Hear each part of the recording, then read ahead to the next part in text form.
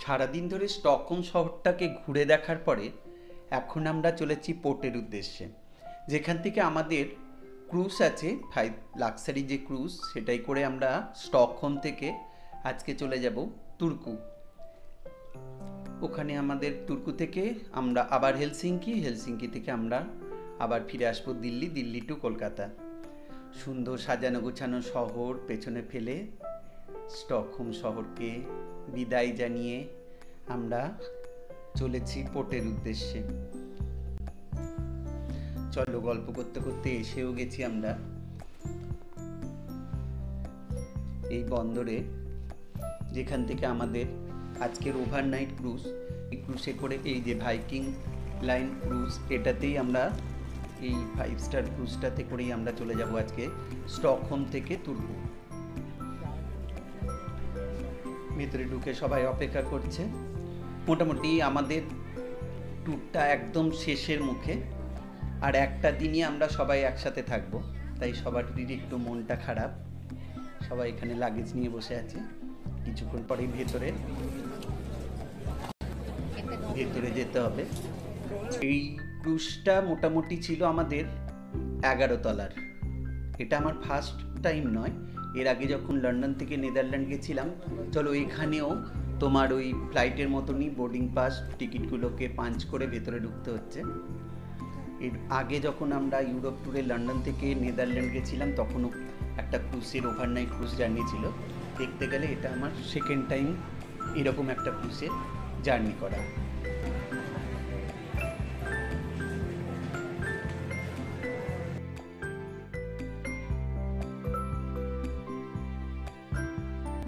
বিশালাকার প্রমোদতরি দাঁড়িয়ে আছে, যেটা টোটাল হচ্ছে 11 তলা। আর আমাদের কেবিনটা ছিল 8 তলার উপরে। ওই যে দূরে দাঁড়িয়ে বিশালাকার ক্রুজ, আমরা ভেতরে ঢুকে পড়েছি।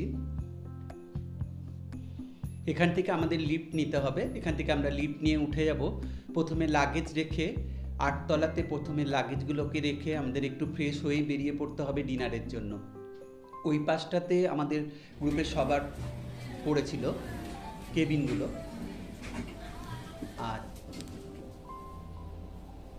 লিফটে করে এখন আমাদের যেতে হবে 8 তলার ওপর। এসে পড়েছি কয়েক সেকেন্ডের মধ্যেই 8 তলায়। এই দিকটাই পড়েছিল গ্রুপের অন্যান্য আরও সোমা আন্টি, বিদ্যা আন্টিদের সমস্ত কেবিনগুলো, আর আমার আর মায়ের পড়েছিল ঠিক উল্টো দিকে। স্টেয়ার কেসও আছে, আমরা লিফটে করেই উপরে আসলাম। এই যে এই পাশে পড়েছিল আমার আর মায়ের, যে 8th ফ্লোর 8 তলা।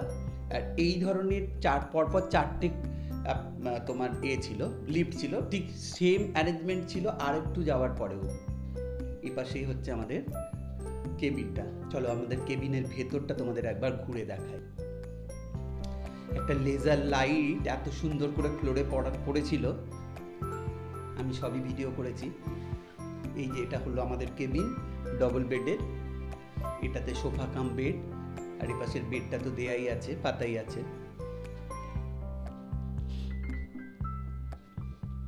খুব ছোট্ট জায়গার মধ্যে ভীষণ সুন্দর করে অ্যারেঞ্জমেন্ট করা, যেখানে একটু মিরার দেওয়া আছে, ওখানে হ্যাঙ্গার দেওয়া আছে, কোট, বিশেষ করে কোট জ্যাকেট টাঙানোর জন্য। আর খুব ছোট্টর মধ্যে বাথরুমটা ছিল খুব সুন্দর, সমস্ত রকম আধুনিক ফেসিলিটিস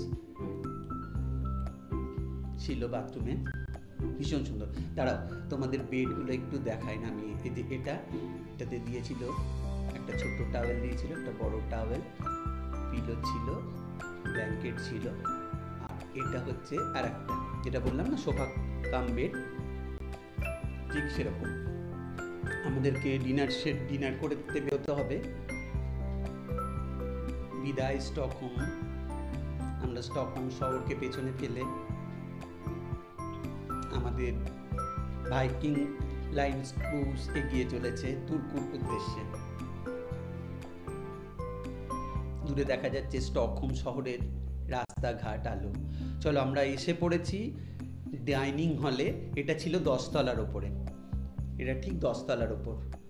অসম্ভব সুন্দর, হরেক রকমের খাবারের অ্যারেঞ্জমেন্ট ছিল। আর এই জায়গাটাতে হচ্ছিল কিছু গান বাজনা অনুষ্ঠান। পুরো ফ্লোরটাই ছিল ডাইনিং হল। কি ছিল না এই ক্রুজের মধ্যে? ক্যাসিনো থেকে আরম্ভ করে, বার থেকে আরম্ভ করে, নাইট ক্লাব থেকে আরম্ভ করে সমস্ত রকম ফান করার মতো সমস্ত কিছু অভিজ্ঞ চলেছে আমাদেরকে নিয়ে ডিনারের ওখানে। আমাদের গ্রুপের সবাই পৌঁছে গেছে ওখানে, আমি আর মা একটু দেরি করেছি। আর আমাদের পরে এসে পৌঁছেছে ডক্টর আঙ্কেল আর বিদ্যা aunty. Hard drinks, soft drinks সমস্ত রকমেরই ছিল এখানে, পরপর সাজানো ডিনার। চলো ডিনারটা করে নিই। ডিনার করেই আমরা বেরিয়ে পড়েছি, লাহিড়ী কাকু, আমি, রিম্পা, অজন্তা কাকিমা আর অভিক, একটু ডেকটা ঘুরে আসবো বলে। মারাও বেরিয়েছিল ডেকটা দেখবে বলে, তবে মা একটু আলাদা হয়ে গেছিলো। ঝুনু আন্টি, সোমা আন্টি, বিদ্যা আন্টি ওদের সঙ্গে বেরিয়ে গেছিলো। আমরা এখন যাচ্ছি ঠিক 10 তলার উপরে ডেক, না 10 তলার উপরে তো এইটা ডিনার ডাইনিং এর ব্যবস্থা ছিল, 11 তলার উপরে, এইটার 10 তলা।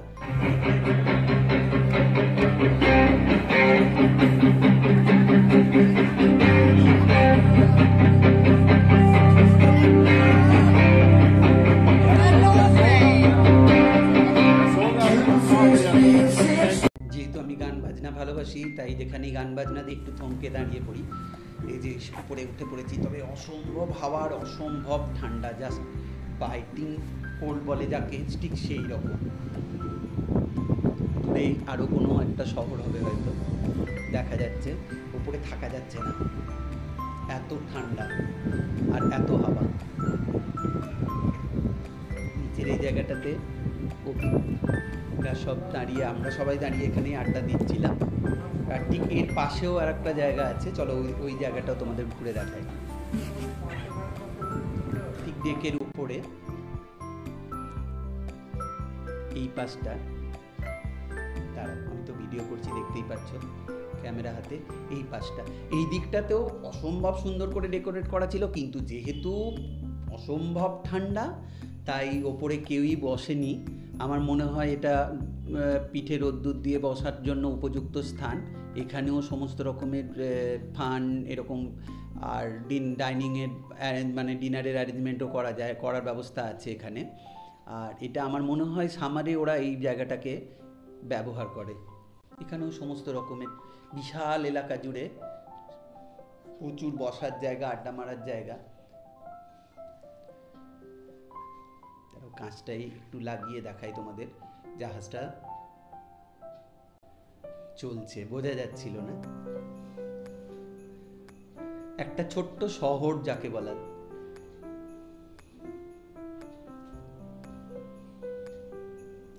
ওরা তো আমরা নামবো, ওরা তো সারা রাত্রির ফান করেছে, আমরা তো তাও রাত্রিরে ঘুমিয়েছি, কারণ ভোরবেলাতেই আমাদেরকে পৌঁছে যেতে হবে তুর্কুতে। আর যারা মানে সিটিজেনের লোকজন ছিল, তারা তো সারা রাত্রির ঘুমায়নি, সারা রাত্রি তারা এনজয় করেছে পুরো ক্রুজটাতে। আমরা মনে হয় ভুল ফ্লোরে চলে এসেছি, আমরা ভুল ফ্লোরে এসে গেছি, আবার আমাদের লিফট নিতে হবে। আমরা তো যাবো 8 তলায়।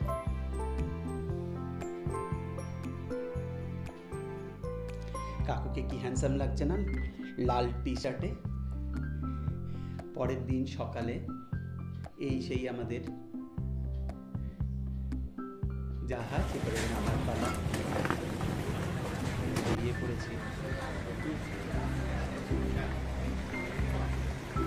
আমাদের একদম শেষের মুখে এই সেই প্রমোদতরী, 11 তলার সেই ক্রুজ। আমরা এখন তুর্কুতে, এখান থেকে হেলসিঙ্কি থেকে দিল্লি, দিল্লি থেকে কলকাতা। আমরা এসে পড়েছি তুর্কুর একটা ক্যাথিড্রালে। তো ভিডিওটা কেমন লাগলো তোমরা অবশ্যই জানাবে, লাইক কমেন্ট করবে। আর একটাই হয়তো ভিডিও হবে এই ট্যুরে।